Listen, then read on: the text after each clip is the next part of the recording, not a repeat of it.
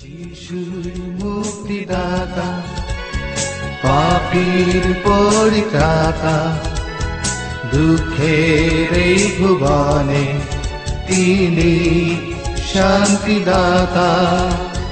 যিশুর মুক্তিদাতা, পাপীর পরিত্রাতা, দুঃখের এই ভুবনে তিনি শান্তিদাতা। প্রিয় শ্রোতা বন্ধু, প্রভাত মরণে স্বাগত জানাই। আজ শেষ বিষয়টি দেখার চেষ্টা করব, যা হচ্ছে মণ্ডলীর 4টা স্তম্ভ। এটা অতি গুরুত্বপূর্ণ বিষয়। অনেক সময় আমরা এই বিষয়ে গম্ভীর হই না। যেমন একটি টেবিলের 4টি পা থাকে এবং যদি 4টার মধ্যে একটি পা ভেঙে যায় বা বাদ দেওয়া হয়, তাহলে টেবিল তার ভারসাম্যতা হারাবে এবং সঠিকভাবে দাঁড়াতে পারবে না। বর্তমানেও এমনই অনেক মণ্ডলী যাদের ভারসাম্যতা হারিয়েছে। প্রথম শতাব্দীর মণ্ডলী অতি গম্ভীরতার সাথে এই 4টি বিষয় পালন করতেন, যে 4টি স্তম্ভের উপরে মণ্ডলী শক্ত হয়ে দাঁড়িয়ে থাকে। খ্রিস্ট মণ্ডলীর 4টি স্তম্ভ হচ্ছে, প্রথমত প্রেরিতদের শিক্ষা। যেমন কয়েকদিন পূর্বে আমি বলেছি, প্রেরিতদের শিক্ষা হলো বাইবেল শিক্ষা। কারণ এই শিষ্য প্রেরিতেরা যারা যিশুর চাক্ষুষ সাক্ষী ছিলেন এবং তার সাথে পরিচর্যা করেছিলেন, এনারা পবিত্র আত্মার দ্বারা বাইবেলের পুস্তকগুলি লিখেছেন। প্রথম শতাব্দীর চার্চগুলি শাস্ত্র শিক্ষাতে নিবিষ্ট ছিলেন, যা প্রেরিত 2:42 পাঠ করি। আর তাহারা প্রেরিতদের শিক্ষায় ও সহভাগিতায়, রুটি ভাঙায় ও প্রার্থনায় নিবিষ্ট থাকিল। একটি সুস্থ মণ্ডলীর জন্য অতি আবশ্যক এই 4টি স্তম্ভকে ধরে থাকা। বাইবেল শিক্ষা আমাদের প্রভুর প্রতি বিশ্বাস দৃঢ় করে, তৃতীয় ঈশ্বর সম্বন্ধে জানতে দেয়, ঈশ্বরকে স্পষ্টতই প্রকাশ করে, খ্রিস্ট যিশুর সম্বন্ধে বিস্তারিত ব্যাখ্যা দেয়, পবিত্র আত্মাকে জানতে সাহায্য করে, বাইবেল দেওয়ার উদ্দেশ্য প্রকাশ করে, মানব জাতির পাপ ও পতন ব্যাখ্যা করে, পরিত্রাণ আমাদের প্রয়োজন তার প্রকাশ দেয়, মণ্ডলীর সম্পর্কে অবজ্ঞাত করে এবং আমরা প্রভুর সাথে মিলিত হব ও প্রভু যিশু নিতে আসবেন তার চিহ্ন সমূহ জানতে সাহায্য করে। তাই বাইবেল শিক্ষা অত্যন্ত প্রয়োজনীয়। অতএব প্রেরিতদের শিক্ষা ছাড়া চার্চকে বুঝতে পারবো না। দ্বিতীয়টি সহভাগিতা। বর্তমানে এই স্তম্ভটা দেখতে পাওয়া যায় না, কিন্তু প্রভু যিশু পৃথিবী থেকে যাওয়ার পূর্বে শিষ্যদের সাথে ওপরের কুঠরিতে সহভাগিতায় রত ছিলেন। সহভাগিতা হচ্ছে পরস্পরের নিকটে উপস্থিতি উপলব্ধি করা, পরস্পরের কাছ থেকে এক অপরকে জানা, অপরের সমস্যা, দুঃখ, কষ্ট, আনন্দ কথাগুলি শোনা, অন্যকে সান্ত্বনা দেওয়া, উৎসাহ দেওয়া, বিষয়গুলির জন্য প্রভুকে ধন্যবাদ দেওয়া, এর দ্বারা পরস্পরকে উদ্দীপিত করে তোলা।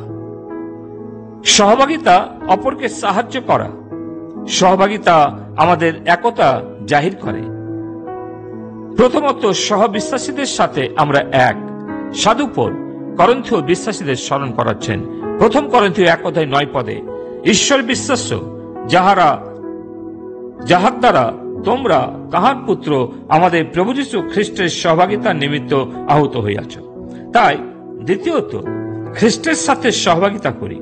এই খ্রিস্টীয় সহভাগিতা না থাকার কারণে বিশ্বাসীদের আধ্যাত্মিক জীবন যেমন বৃদ্ধি প্রয়োজন ছিল তা ঘটেনি।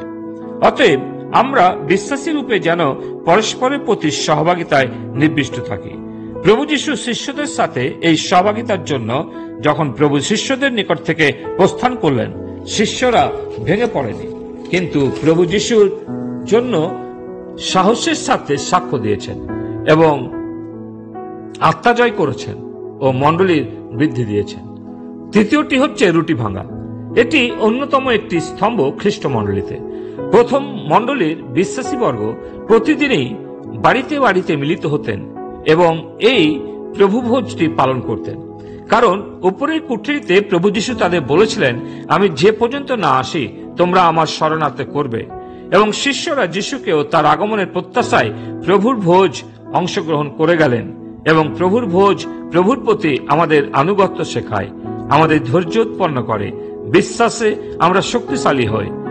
তাই এটিতে আমাদের নিবিষ্ট থাকতে হবে। চতুর্থ হচ্ছে প্রার্থনায় নিবিষ্ট থাকা। বিশ্বাসীদের জন্য প্রার্থনা একটি বড় অস্ত্র। প্রার্থনা বিশ্বাসীদের জীবন নম্র করে। প্রার্থনা অন্তরে প্রেরণা দেয়। প্রার্থনা জীবনের শক্তি যোগায়। প্রার্থনা অন্যদের সহ্য করতে শেখায়। প্রার্থনা ক্ষমা করতে শেখায়। প্রার্থনা অপরকে আপন করতে সাহায্য করে। প্রার্থনাতে আমরা নিজেদের সমস্ত প্রয়োজনীয় যাত্রা করতে পারি। প্রার্থনাতে আমরা খ্রিস্টের ও ঈশ্বরের সান্নিধ্য লাভ করি। ঈশ্বর অপেক্ষা করে থাকেন কখন তার প্রিয়জন তার সাথে কথা বলবে। প্রার্থনাতে আমরা আমাদের শত্রুদের ক্ষমা করতে পারি। অতএব আসুন আমরা প্রার্থনাতে নিবিষ্ট থাকি, ক্রমাগত প্রার্থনা করে যাই।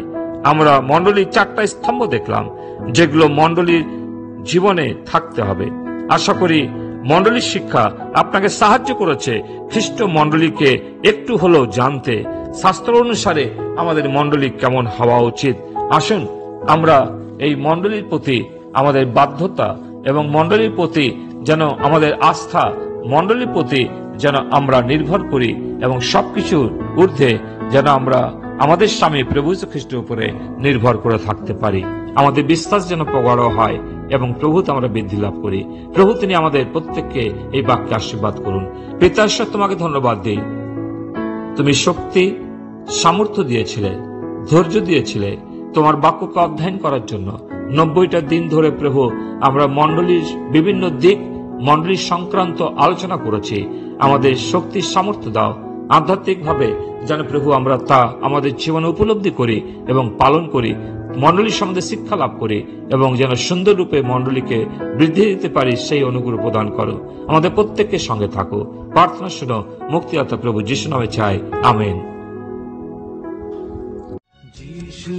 মুক্তিদাতা, পাপীর পরিত্রাতা, দুঃখের এই ভুবনে তিনি শান্তিদাতা।